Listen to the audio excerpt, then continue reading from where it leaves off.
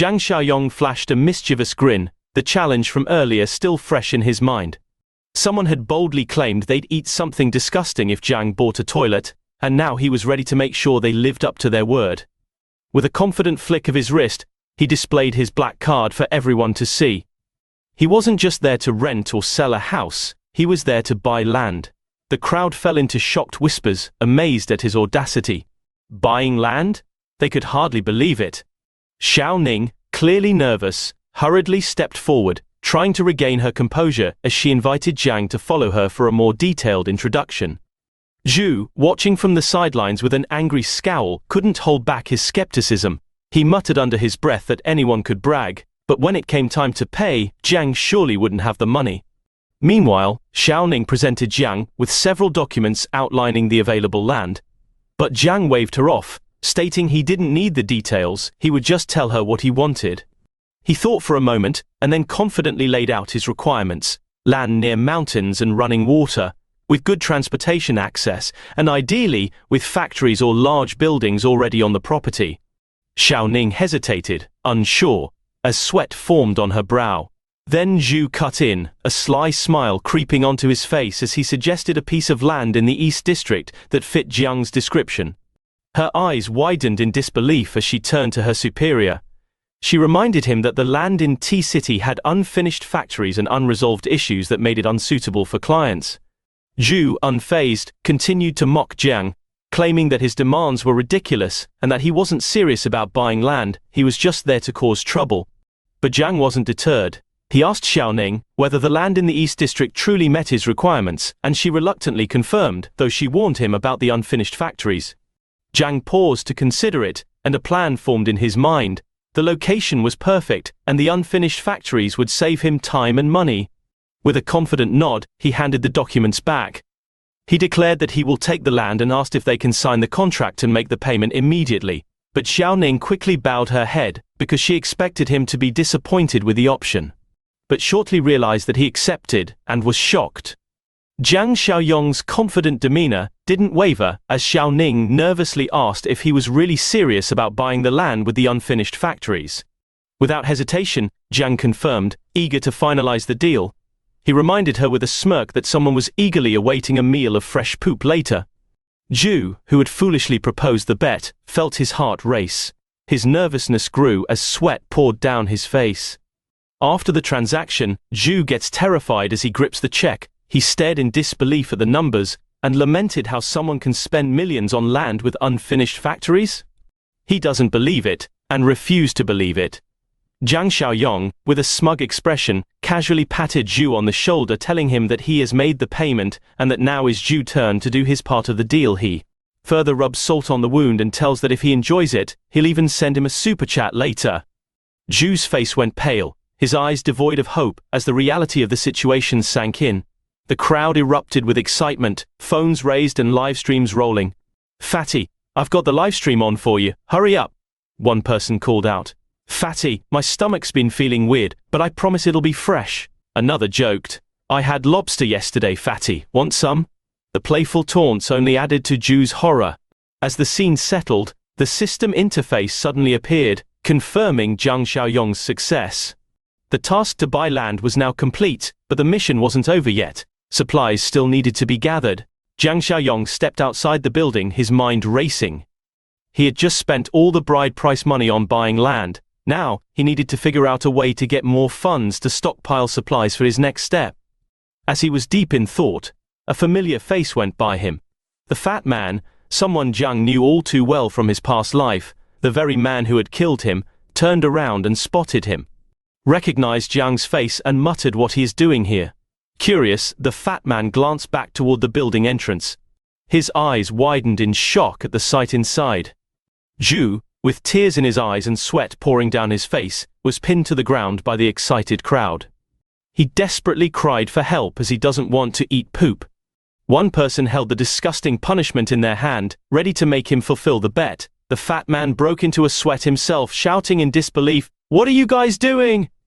Kui Jing, a model-like woman, sat calmly smoking a cigarette. Suddenly, a phone rang. Kui Jing's expression softened into a flirty smile as she answered, "Li Shuxiong, you rascal, you still remember me." Her voice dripped with playful charm.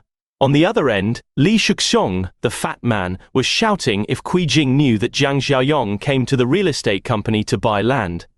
Jing's relaxed demeanor disappeared instantly. Shocked and angry, she jumped up and slammed her hand on the table, yelling into the phone, asking him if she heard him right and where he got the money. Li Shuxiong explained that Jiang made a 300,000 yuan down payment, his voice still loud and panicked. He guessed that it must have been the bride price money Jiang had saved. Jing, seething with rage, shouted curses at Jiang. Trying to calm her down but feeling the pressure himself, Li Shuxiong quickly told her not to get mad, and that she should go find Jiang Xiaoyong and ask him what's going on. But Jing was having none of it. Ask what? That bastard, he's turned the tables on me. He actually used my money. I'll definitely expose him online today. She screamed, her fury boiling over. Meanwhile, Jiang Xiaoyong sat calmly nearby, deep in thought. Buying supplies and building a base requires a lot of money, he mused to himself, and wonders where he should get it from. Suddenly, a loud, irritating knock on the door echoed through the room, interrupting his thoughts. Jiang Xiaoyong was taken aback by the loud knocking, thinking what could have happened for them to knock so loudly and hurriedly. As he opened the door, he saw Jing and Wen Shuya standing outside. "What are you two doing here?" Jiang asked, his confusion evident.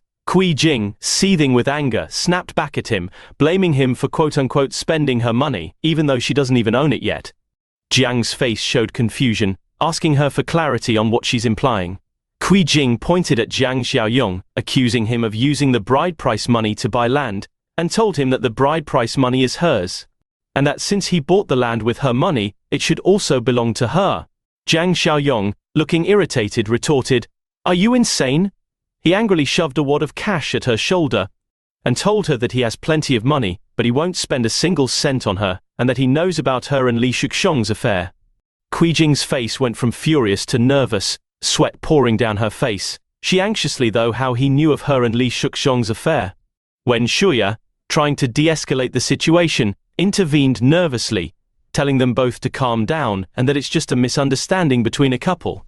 Jiang Xiaoyong, his anger rising, shouted that it's not a misunderstanding, and that she's old man Li Shuxiong's girlfriend, and not his. He slammed the door shut, unwilling to talk to them further, while telling them to get out of his sight. As for Jing, who is still panicking internally, thinking about how he knew about them, because she and Li Shuxiong were always very discreet when they booked rooms. As Jing pressed the elevator button, Wen Shuya called out to her, telling her that this matter is a big deal, and asking her a lot of questions like why she didn't tell her in advance, and if she really did get involved with that middle-aged man Li Shuxiong. Jing, feeling frustrated, replied that they just booked rooms a few times. Wen Shuya, stressed from the situation, insisted that they should go back and think of a plan. Jing sighed and agreed. As Jing tried to enter the elevator to regroup, Wen Shuya, with cunning eyes, watched her retreating figure. Thinking that since Jing messed things up with Jiang Xiaoyong, she is not going to hold back anymore. She internally laughs since it will be her turn to try her luck ensnaring him. Meanwhile, in the land Jiang Xiaoyong bought, he stood at a distance, his eyes fixed on the crumbling factory ahead.